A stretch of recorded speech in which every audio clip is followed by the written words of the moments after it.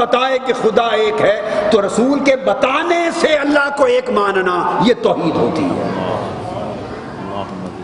آپ سمجھ گئے بات؟ ایک شخص مثلا نیوٹن ہے، آئنسٹائن ہو گیا، بہت بڑا میتھمیٹیشین ہو گیا، فزیشین ہو گیا، کیمسٹ ہو گیا، سائنٹسٹ ہو گیا، فلاسفر ہو گیا، وہ اپنی کوشش سے وہ رسول کو نہیں مانتا، رسول کو نہیں مانتا، اپنی کوشش سے تحقیق سے ریسرچ کرتا کرتا کرتا اس نتیجے پر پہنچ گیا کہ اس کائنات کا خالق و مالک ایک ہے، اللہ ایک ہے۔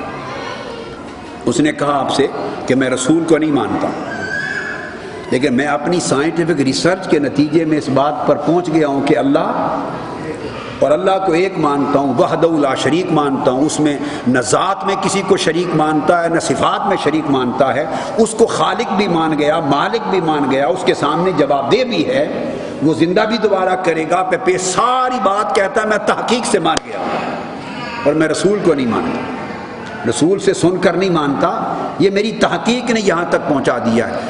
تو بتمام و کمال اللہ کو ایک مان کر بھی وہ مومن نہیں ہو سکتا۔ کیا وہ مومن ہوگا؟ بولیے۔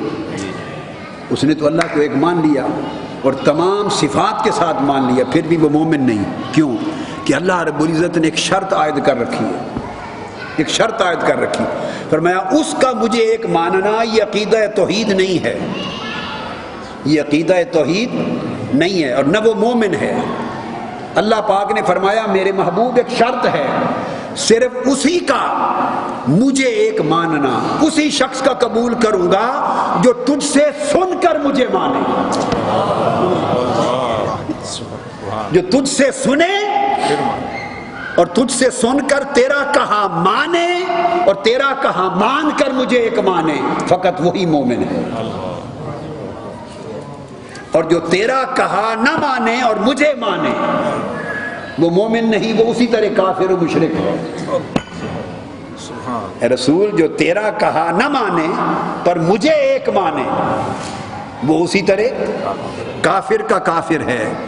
تو دوستو بندہ کفر سے نکل کر ایمان کی حالت میں بھی نہیں آ سکتا، مومن نہیں ہو سکتا جب تک اس کا اللہ کو ایک ماننا رسول سے سن کر رسول کے ذریعے ماننا ہو تو توحید بنتی ہے، اور بغیر واسطہ رسول کے اللہ کو ایک مانا جائے تو اس کا عقیدہ توحید نہیں ہے اور نہ وہ مومن ہے۔